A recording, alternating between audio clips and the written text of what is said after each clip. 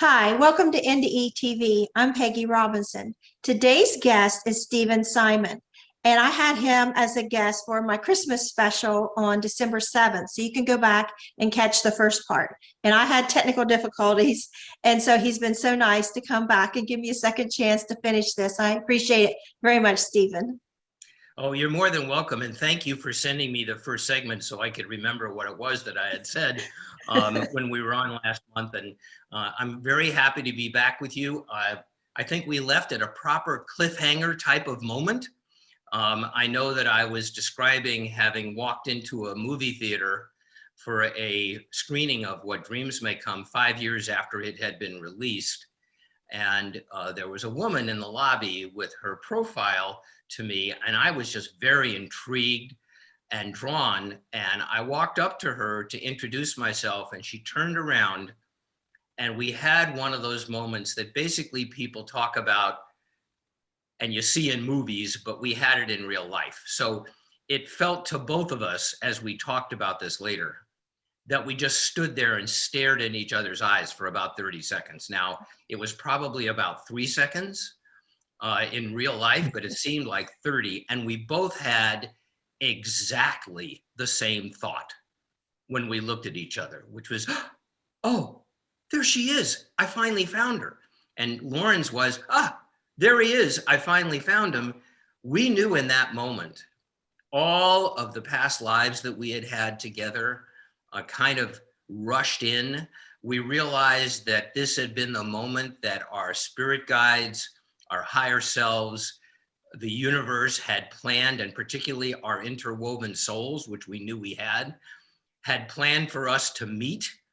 That was going to be the moment. And we laughed about it later, saying, my goodness, to get us both to that moment in that little suburb of Portland where Lauren had never been before, I had never been before. On that night, Lauren had turned around twice to go home as she was driving there, thinking, what am I going to do this for? And I had a lot of resistance about being there as well. I went home that night and I talked to my daughters and I said, you know what? I never thought this would happen again. I didn't. I thought that I would not date or marry ever again in my life. I was 57 at that time. And Lauren had had the same experience. And I said, but this is her. This is the woman I've been waiting for. And Lauren went home and had that same call. So that began our relationship. We got married on New Year's Eve, a couple of years later. And we had a truly incredible relationship. Lauren came into our lives with her 2 birth children. I had 3 children, adult children that I had brought in myself. So we became a combined family. It was extraordinary. And she stepped into a stepmother role with our daughters, which was really extraordinary. And that began our life together. Without going through all of that, the point of it is that we knew, and Lauren is an intuitive and very psychic. And it was very strange living with her in the beginning, because she would have things like, hey, honey, have you heard from your friend Michael in a while? And I said, no, we haven't talked in a couple of months. She's, well, I think he's about to call. And the phone would ring. So this is what it's like. It's very interesting living with an intuitive. You have to kind of watch your thoughts as well. And it was extraordinary. I'm building up to what happened, and I think it's important that there be a background to it. Lauren was a marathon runner when I met her. She was in the best shape of any human being I've ever known in my entire life. In 2016, she started getting very weak and very ill. We found out in the middle of that year that she had stage 3 thyroid cancer. And she'd never had any illness at all in her life. And she had to undergo iodine radiation treatment to get rid of the cancer. The iodine radiation treatment just wrecked her. It killed the cancer, because a few months later, in 2017, she got a complete clean bill of health by her doctor, who is her endocrinologist, is a wonderful, wonderful man, and somebody that we both trusted and I'll always trust. And he said, you're free of it. But she never recovered from the iodine radiation treatment. She got very weak. She lost a lot of weight. It was very difficult. But as that 2017 went on, there were moments when Lauren would say to me, hey, honey, we need to really sit down and design our afterlife experience together. What do we want it to be? What do we want it to look like? What do we want it to feel like? Where's it going to be? And she went into one of her channeling moods, and she said, write this all down, because she never remembered what she said after she was in one of those experiences. And I wrote everything down in specific detail. As we got towards the end of 2017, looking back on it, we both knew that something was happening. We wanted just to be together, the two of us. She would often curl up in my lap at night and stay there for hours. I had some very disturbing visions that I dismissed from my mind about coming home from the gym and seeing ambulances in front of the house and things like that. So on January 3rd, 2018, I woke up, went to an early morning session at the gym, which I always did. Lauren was still in bed because I would leave very early in the morning.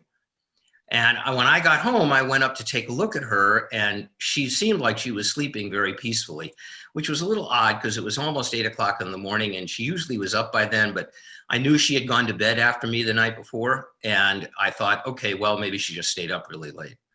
And I had no inkling that anything was going on. Finally, I started to get a little worried, and I walked up into the bedroom, and our lab, Lola, was just cuddled up as close to her on the bed as possible. Lola didn't even raise her head when I came into the room. And as I walked around the bed, I knew something was very, very wrong. And I touched her, and she was cold. And I freaked out. Stephen. And called 911, and that was the single worst experience of my life. It was made easier for me later when the firemen and the EMTs arrived.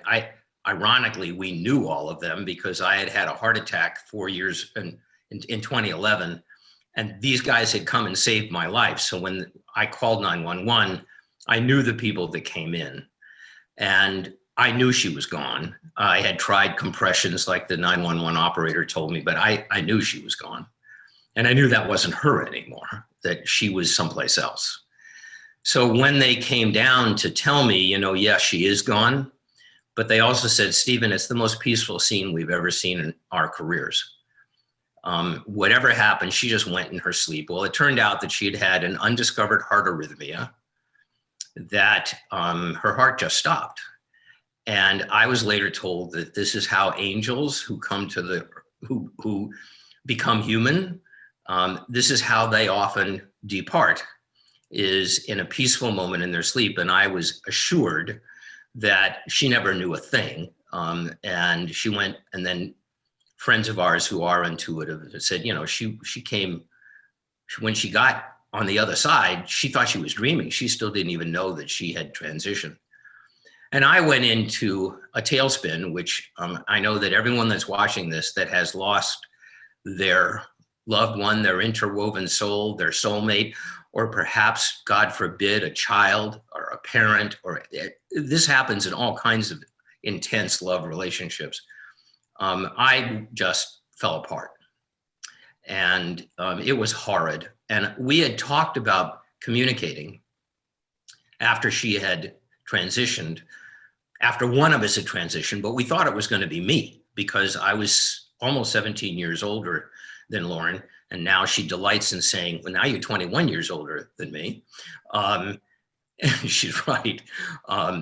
We had talked about what we would do and I, from the beginning, besides begging God to let me die, which I think a lot of us who have been through this experience have done, and I just wanted to be with her. I desperately tried to make contact with her, and nothing happened for 6 weeks. And I was a mess. I remember one night calling my dear friend Neil Donald Walsh, who had written the Conversations with God books, and Neil and I became very dear friends. And I was crying so hard I couldn't speak. And when I called Neil, he sat there very patiently and said, "I'll wait, pal. I'll wait. Just breathe." And finally, I got out of my mouth, "Neil, I'm out of my mind with grief." And anyone who's ever had any dealings with Neil knows that he has quite a gift. And Neil said, "You're out of your mind. Good." And I'm like, "What?" And he said, "Stephen, you need to be out of your mind and in your heart now. Now you need to speak the language of the heart, and you will hear her." Well, within a week or two, we finally made contact. And I go into that in detail in our book, and I don't need to spend the time now going through it, but how we first made contact. And we did. And it began me making notes of all of our conversations, simply so that I could diary it and be able to look back later on it and remember it, because there were a lot of times that it was so emotional. I was just writing and writing and writing. People have asked me, "Well, did you hear her voice?" And my answer is absolutely not. No, I did not, because her voice is a part of her body, and her body was cremated. So I did not hear her voice, but I felt her words in my heart. I heard them and I felt them, and they were in Lauren's cadence. She also continued to make fun of me, which she had always done in life. Most of our laughter was at my expense, deservedly so. And when she started to tease me, and we talk about this in the book, and it started to make me laugh, I really knew, my goodness, this is Lauren. So those conversations continued throughout 2018. At the end of 2018 in September, I went to Ashland, Oregon. I mentioned earlier, I live in the Portland area. I went to Ashland to visit Neil and his wife, and to see one of our daughters who live there. I have to say something about this. This is the very end of September of 2018. Ashland had been in a tremendous drought for months. There had been no rainfall. It's important to understand this. So Neil and his wonderful wife, Em, and I met at a restaurant that we always used to go to when I lived in Ashland. I was facing the windows. They were facing me, windows of the restaurant. And we started to talk. Now, isn't Neil the author of What Dreams May Come? No, Neil wrote Conversations with God. There you go. Okay, thank you. Sorry. He wrote Conversations with God. So, and we became friends as a result of What Dreams May Come, which I can talk about later if we have time. So I'm talking to them, and Neil said, "How are things going?" And I said, "You know, I've got all of these yellow pads like he did when he was making notes on Conversations with God." And I said, "Neil, I'm beginning to think this is going to be a book." Now, at that point, anyone can go check out the weather in Ashland that night if they want and research this, or if they're ever around Neil or his wife, they'll tell you as well. At that moment, there's a giant lightning strike outside the window. And I was startled, and they were startled, and I was like, whoa. And I said, "Well, I guess I better write the book." And Neil said, "And you know what, Stephen? I know what the title should be. Another lightning strike outside the window. That's number 2. And I was like, okay, now we already know we're not in Kansas anymore. You know, we're in a whole different world at that moment. And I said, "What's the title?" And he said, "What Dreams Have Come." Another lightning strike. And I said, "Well, it seems to me that maybe the message of this is not only do I need to write the book, but I need to write it with Lauren." Another lightning strike. And that was it. And then we spent the rest of the night laughing and just being in this completely altered state, because we knew something had happened. And I went home. Lauren and I started to write the book together. It took a while. It took a while for us to edit it as well. I will tell people, because a lot of people I know have already read it, but people who I hope will still read it, I never edited anything Lauren said. I edited some of the other things in the book to make it fit into the format that we needed to put it into, but I never edited Lauren's words. They are exactly her words. And we talked a lot about, and we still do, she is with me, I'm not going to say all the time, she's with me a lot of the time. I'm very conscious of when she's here. I have now talked to a lot of people as a result of our book who are having the same experiences. And we all have a tell. There's something that happens, and it's individual to everybody, when our loved one is there with us in spirit. And Lauren and I have a very definitive tell. I know when she's there. We still have these conversations, and it's completely, obviously changed my life. And the reason that we wound up doing this, getting to the end of the saga of writing the book, is that there are so many millions of people that have these experiences. So many millions of people. We are not unusual. It's not at all. There are tens of millions of people going through this kind of experience right now. The problem for many has been, if you start talking to your relatives or your friends about having a communication with somebody on the other side of the veil, there are people who think you're either crazy or deluded, or there's something wrong with you, et cetera, et cetera. And it's very difficult for people to face that with their family and with their friends. Yeah, it's like a self-imposed censorship. Yes, absolutely. So we wanted to just say, hey, look, this is happening to us, and it's no accident.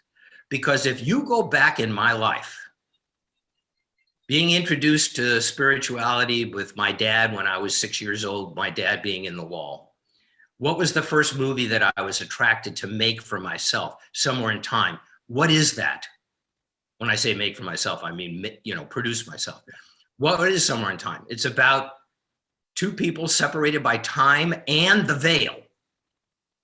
Because Chris goes back in time to find her in her time. They get separated. She goes to the other side of the veil, and so does he. It's about searching for that.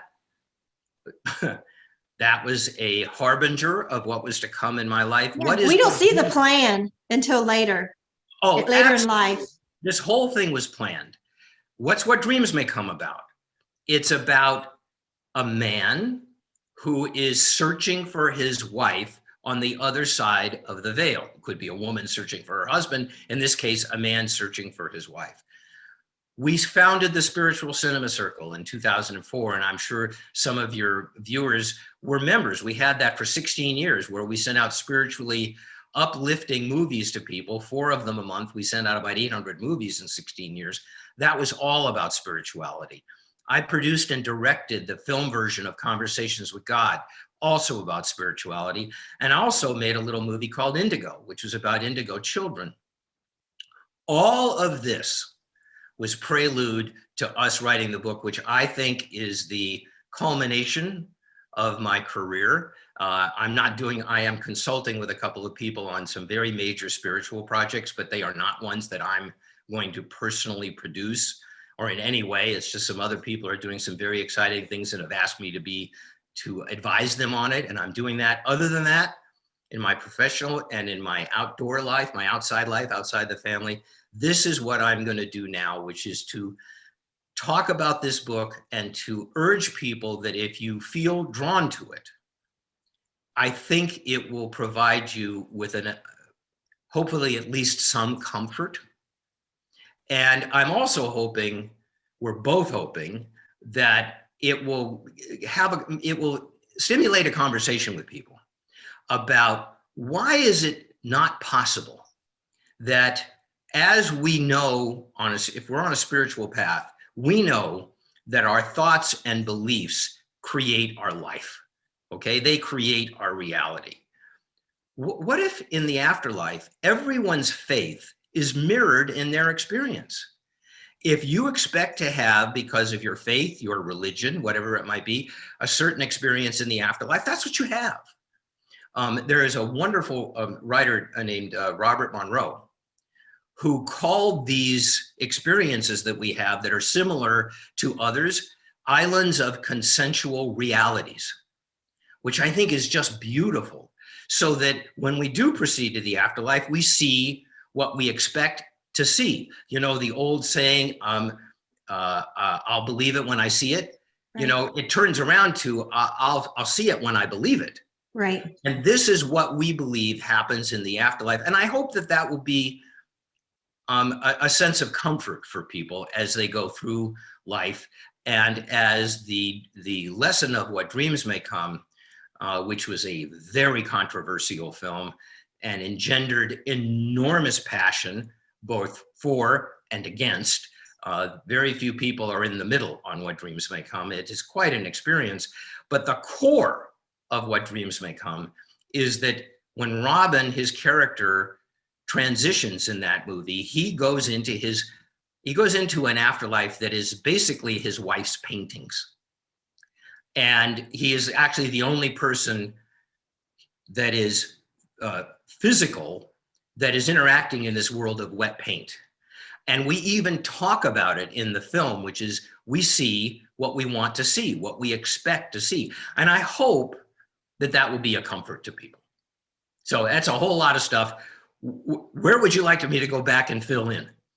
Well, I just want to say, as you're talking, it just brings it home to me more and more that during my own near-death experiences and other guests I've had, it's like, I wish I could help you see what we see there, because God is the most fantastic movie producer, because he just like throw you this whole vision, this interactive movie based on what you need to know. It could be from your memory, it could be completely like people you've never seen before. And it's just like, boom, there it is. You know, 5-year-old drowning, 25-year-old ectopic pregnancy. It were very different, but the ways God communicated was the same. Both times there was a vision thrown out there. It's like, oh, I get it now. It's like that easy. And it's like, imagine how wonderful it'd be if like right now I could just say, see what it looked like, and you see it, because that's what it's like. And then voices come in and tell you something, be like, oh, okay, I get it. And it could be, like inside, like feeling like telepathic in your head, or you could actually feel the voice outside of you talking and even judge the distance, even though you don't see them, and it's just so artistic. It is. It's beautiful. And people have those experiences. As you said, you've had them. I had a near-death experience when I had my heart attack because my heart stopped 4 different times, twice at home, once in the ambulance and once in the hospital. We talked about it quite a lot, Lauren and I. It was something that I will never forget. And it is something that people get a preview of what things are going to be like for them when they are on the other side of the veil. And we did that in dreams as well. And as I said, because I think this might be a good time to talk about it, people had the most amazing responses to dreams. There were people who just hated it, who thought it was ridiculous, who thought it was anti-God, because it didn't have a biblical telling of how things would be, which it most certainly is not anti-God or anti-religion in any way. We're very careful about it. But I will tell you that when the film first came out, which was in October of 1998, I went to a birthday party at a friend of mine's house. And there were about maybe 60 or 70 people in the room. And the film had just been out for like a week or two. And my friend, who loves messing with his own friends, at one point said, hey, have anybody of you seen the movie What Dreams May Come yet? And a bunch of people said, yeah, it's a very spiritual group of people. And he said, well, my friend Steven's standing over there. He's the producer. If you got anything to say about it, why don't you tell him? I was like, okay. So you know what it's like at cocktail parties. It gets very loud and you can't hear everything that everyone's saying. But so here's what happens at that party. First person comes up to me, very nice, kind-looking young man, around 30, 32 probably. And he said, oh, can I give you a message from a friend of mine? And I said, sure. And he said, I saw this movie with a good friend of mine, and she knows that I know certain people that are around the film industry. And she said, if you ever meet anybody connected with this film, could you give them a message for me? And I thought, okay, here it comes. And it was such a great delivery. He said, she wants you to know that you are an inhuman monster. And then there was this pause that was like perfect comic timing. And then he put his hand on my shoulder and he said, I hope you don't take that personally. Now, It's just like my comments and get on my videos. I mean this in the best way, but you basically suck. right. Now, listen, I've Somewhere in Time had a lot of people on both sides of the fence too. And I love making movies that people have strong feelings about. Because then I think you're really doing your job as a filmmaker. But I knew why without even asking him. But I said, okay, well, you can certainly tell me why. And she saw the film and interpreted what we did in the film as saying that all people who commit suicide go to hell. Oh. Now, I can't tell you how many weeks we spent discussing that issue, because Annie in the film, for people who haven't seen it, for those of you who have seen it, you know that when Annie takes her own life, she goes someplace separate from Chris. Now, there is a moment in the movie when Cuba Gooding, who plays Robin's son in the film, having progressed, says, because Robin gets upset when he finds out where she is, well, why does she have to? She doesn't have to be there. These are things that we choose to do, to evolve and to grow. And that gives Chris the idea. That means that if I go down there and I can find her and I can be with her and let her know that she's still loved, that maybe I can get her out of there because she's not condemned to it. Well, but there were people, and I understand this completely, who felt that we said, if you commit suicide or try, you go to hell. Well, she was one of them. And, you can explain things to people, but I always say to people, watch the film again and you'll see what we're talking about. There's a moment when Cuba first reveals this world to Chris and pushes a wall through. And on the other side of the wall is this incredibly painted world. And he says to Chris, we see what we want to see. Exactly. We see what we believe we will see. So that took care of that. Right after this guy, now he's standing talking to me, the person behind him can't hear what he's saying, right? So right after him is a lovely woman who identifies herself as the person who is running the Santa Barbara, because that's where this party was in California, Santa Barbara, the Santa Barbara suicide prevention line. And she said, I can tell you this movie has already saved lives. And I'm so grateful to you for making a movie that shows what might happen, what could happen if we take our own life. And she knew exactly, she said this woman chose to be in this place, etc. So it was completely opposite. One more example. So next person comes up to me and says to me, so you call yourself spiritual, huh? So I'm like, okay, well, something else is going to happen here. And I said, why? And he said, so you get all this money and you get a big star and you make what you call a spiritual movie. And every image in your movie is a Judeo-Christian image. Every single image in the afterlife is a Judeo-Christian image. You should be ashamed of yourself. I turned around and walked away. And I'm like, okay. The next person right after him, and this went on in various forms for an hour. You're getting both extremes here. Oh my goodness. The next person says to me, listen, I just finished my dissertation. And I wrote my dissertation on views of the afterlife in films. And I have to tell you, I've seen every film ever supposedly set in the afterlife, I guarantee you. And I want to congratulate you on being the only film that doesn't have a single Judeo-Christian image in it. Perspective. So we see what we expect to see, what we believe to see.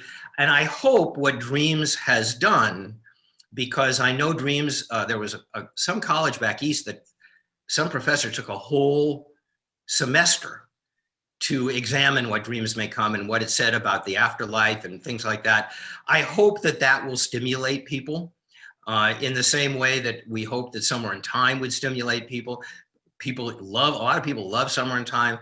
A lot of people think it's a deadly bore and melodramatic and so slow and so ridiculous. And how can this happen? And Oh, how I can think it's so sad.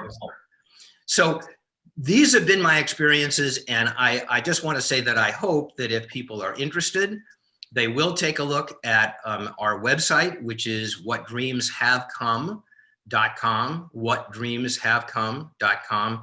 The book is available on Amazon. It's only available on Amazon. We self-published it on Amazon because we knew for sure that no major publisher was going to take on this book. It is not a mainstream book. This is not something that's going to appeal to everybody. We're not looking to convert anybody or convince anybody or argue with anybody. It's just a question of trying to present something for people that we hope will be inspiring and will make you feel better if you are having these experiences or if you're curious about having them. And also on the website, there is an email for me that people can email me. And I urge people to do it, to share your experiences of this with me. And I've said this before and I'll say it again. I promise you a couple of things. Number one, nobody sees that email except besides me. Some people have said, well, I think this email is going to your assistant. I don't have an assistant. And I say on the website, and I'll say it again, no one sees these emails besides me, and no one will ever see them besides me. And I promise you, I will respond. Now, sometimes I get a tremendous flood of these and it takes me a while, and I may not be able to respond in the detail that I would like with each one, but I promise you I will personally read it, and I promise you I will personally respond to you. Well, what I think is beautiful about the What Dreams May Come movie is that you can see these visions and like they are real to the people, but the viewers thinking this isn't real. This is like their imagination is something that's being created, whether they created it, or it makes you wonder if God creates the experiences that we need to bring us home to heaven where we need to be, because we've got something going on that we have to fix and work through before we can go into that white light. And then at every age too, you know, I could watch a movie and then 10 years, 20 years later, and I see it through different eyes, totally different eyes. Like, I never saw this before. I never felt this before. I never got that before. And then I can watch it again later and it'd be even deeper into a different meaning. And it's just, I think our maturity level, where we're at in our lives, it just brings a movie, like it's a whole different message. Would you be interested in sharing your near-death experience? I heard you say you had one with your heart attack? I did. It is kind of odd, and I mentioned this in a section in the book, and it's the only time I've actually talked about it, other than with Lauren that night that it happened. So when my heart stopped, the first time it stopped, I was fortunate enough that the EMTs were already in the house. Lauren immediately called 911 and immediately got people there. So when my heart stopped, they jolted me quickly. I was only gone probably 20 seconds or 30 seconds. Then it happened again and they jolted me again. The second time it happened, I had a vision of something. Then it happened again in the ambulance, and then they had to revive me again on the way into surgery, where they put in a stent in a balloon. And I had a very brief, very, very clear vision. And to really understand it, I think you're going to have to be of a certain age that you might be able to remember this image. But here's what I had an image of. In the early days of television, there were only 3 networks, and they only programmed in the evening. When they would go off the air until the next day, they would play the Star Spangled Banner, you know, they'd have some kind of a song, and then an image would come up on the screen that stayed there the rest of the night, a static image. And it had a lot of geometrical designs on it. And in the middle of it, it had an Indian American in full headdress. That image announced the end of programming. When I saw that image, I knew exactly what that meant, which is this has all been programmed. This is exactly what you guys have planned. It hurts like hell, but this has been the programming that you guys decided you were going to have. And it changed everything for me. I explained it to Lauren. I never said anything about it to anybody else until we wrote our book, and we decided that I would put it in the book. So for it had a very individual meaning for me. When those types of things happen, I think everybody has individual experiences. And I wanted to go back because there was a story I wanted to tell you that I think people who have seen What Dreams May Come will appreciate and will understand, because I want you to kind of understand the humanity that was behind it. So when Robin, his character Chris, is in his journey in the afterlife, he gets to a place where he walks across a sea of faces. Now, do you remember this scene? Yes. Okay. It's scary. Very scary. I hated it. I absolutely hated it. So the production designer who got nominated for an Academy Award for Dreams, great man named Eugenio Zanetti, were preparing the movie. And he came to me and he said, "Have you seen the drawings for that yet?" And I said, "No." And he said, "Well, you need to. Here they are." So he showed me the drawings. These were our director's visions. We were so lucky to have the director we had, Vincent Ward. There's nobody else on the planet who could have come up with the visuals that he did and the way that he did them. He's a genius. And he was then, and he still is, one of my dearest, closest friends.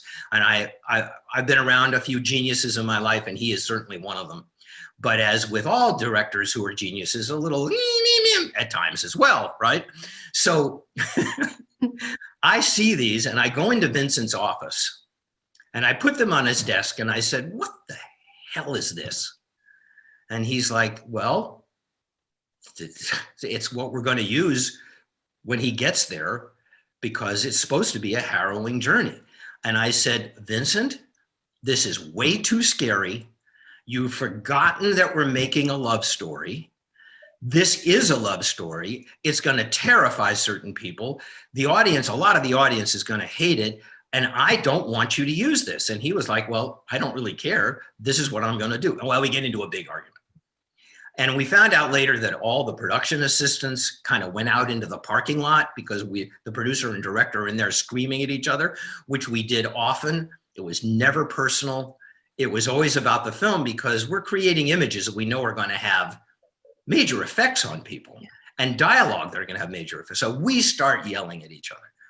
Finally, Vincent kind of puffs out his chest and he says, "Stephen, this is a movie about a man who goes through hell to find his wife. He doesn't go through heck."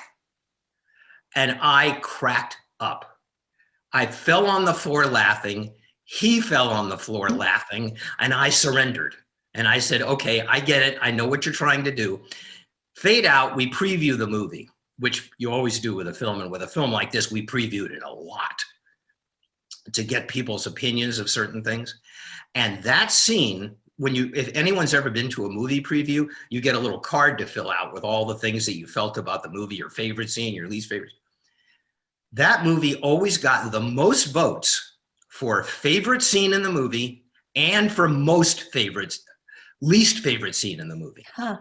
Okay, people either loved it or hated it. And for me, that is what happens when you create art. People have very, very strong opinions about all of the things that we did in the film, including reincarnation at the end, which was a big discussion point with everybody. Are we going to do that? And the answer was, heck yes, we're going to do that. So anyway, I wanted to share that with people about dreams. Now, did I hear you say before it took 20 years to make that movie? It sure did. And there were a lot of reasons for that. One of them is I couldn't get it done. I mean, I kept trying. It's a very challenging movie You know, if you tell the plot of that movie to somebody, they think you're actually making it up, because that's a very intense movie. And there were some big challenges with adapting the novel to the screen. For instance, in the novel, when Chris dies, leaving Annie and their children, Annie then commits suicide, leaving the children as orphans. Now, we all knew, you can't do that in a film. You just can't, because no one will have sympathy for this woman if she knows that her children have lost their father and she decides to check out too. So it's like, what are we going to do about that? This is a story I have not told often, but I will tell it now. So what are we going to do about that? How are we going to do that? We have to find a director that has a vision for the film. There was a moment in which Steven Spielberg was very interested in doing the film, but we couldn't wind up figuring out how we were going to do it. There were other directors because you had to find a director that could actually do this, right? And we really couldn't find anybody for a long time that could do it. And there were certain problems that we had. So I was working in a production company for a wonderful, wonderful man, a producer, a very well-known producer. We hired a writer to do a project. My boss did not like the project, wanted to not pay for it. I took the writer's side because I didn't think it was fair. I got fired, understandably, for it. And the writer and I became good friends. And at one point he said to me, look, buddy, I owe you for this. What can I do? Well, the writer's name was Ron Bass.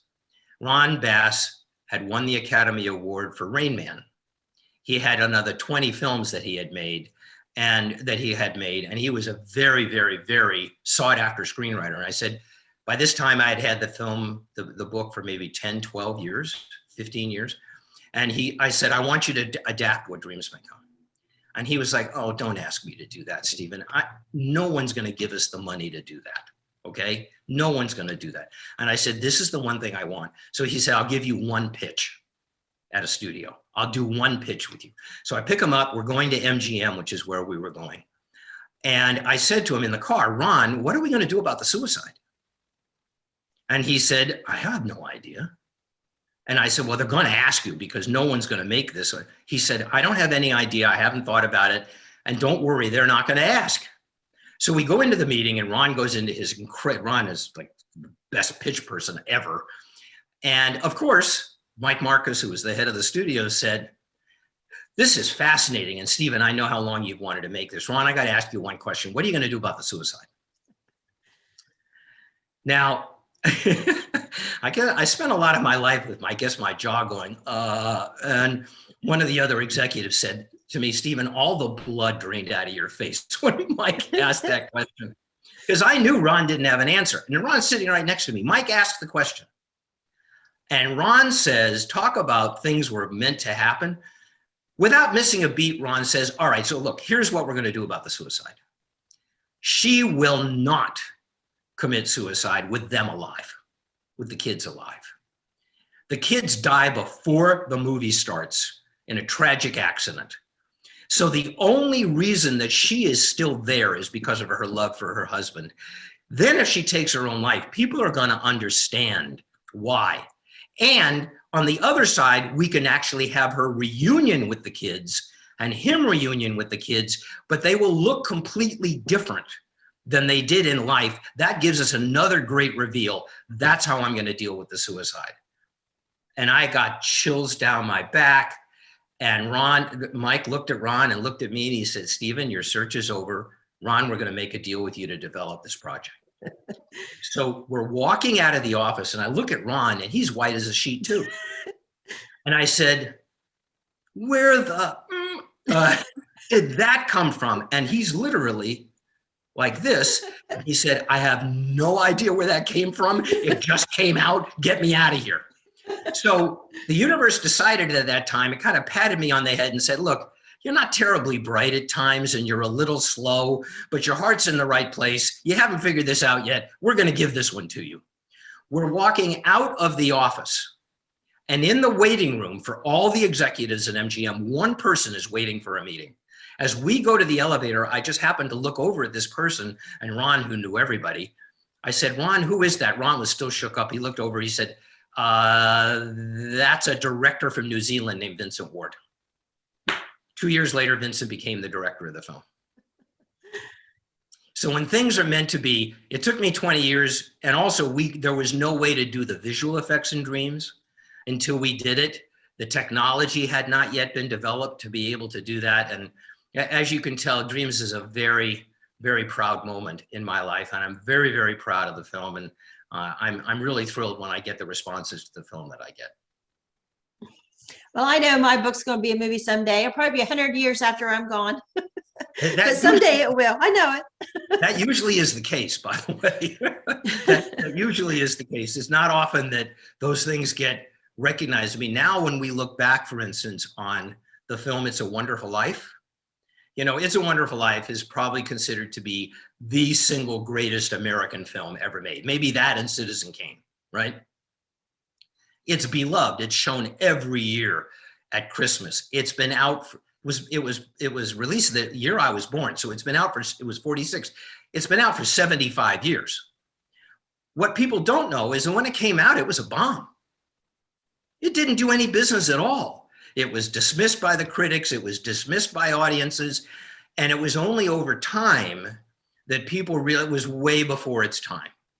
And it's only over time that people began to realize what an amazing film it was. So sometimes when you put something out there, that happened to us with Somewhere in Time. Somewhere in Time was a box office bomb. It got destroyed by the critics. It broke my heart. It broke a lot of our hearts.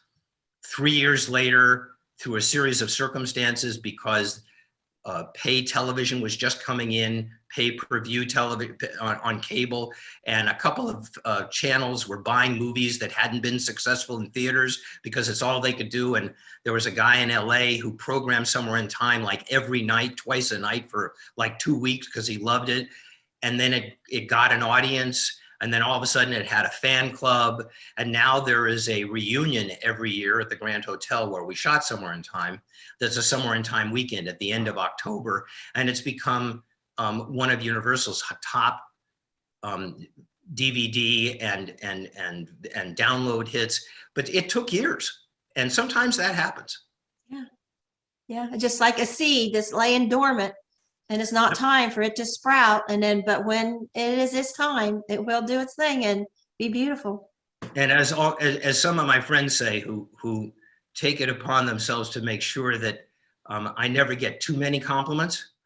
As my friends always say, Stephen, you are ahead of your time. Do you know what that also means? And I like, yeah, I know what that means. It means at the time you were wrong. Just appeared that way. It's like, okay, I admit that. Anyway, this has been great fun. Thank you. Thank you so much, Peggy. I really enjoyed doing this, and I enjoy being on your show, and maybe we'll do this again in the future. But, you know, thank you for allowing me to talk about this. And to all of you out there, whether you read the book or not, I hope that you have a terrific 2022. And the people who you love, keep them close, always appreciate them while they're here, because you never know what tomorrow is going to bring. And if something does happen, I hope that you'll be able to reestablish contact and have the kind of loving relationship that you can have between this side of the veil and the other side. And you have showed through your book how that happens, how we can do that it is possible. Yes, absolutely. And also people can be in touch with me, and I hope we'll have a dialogue. I mean, this is really what I want to do now with the rest of my life. So again, feel free to be in touch with me, and I look forward to hearing your own stories.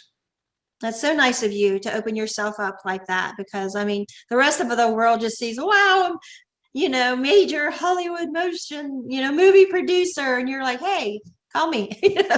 Major Hollywood producer who was wrong most of his career. So I don't think so. You always have to add that, okay? You weren't wrong. It's just everybody thought you were at the time. Anyway, thank you so much, Peggy, and I hope you have a great 2022 as well. You too. All right. Bye-bye. Bye.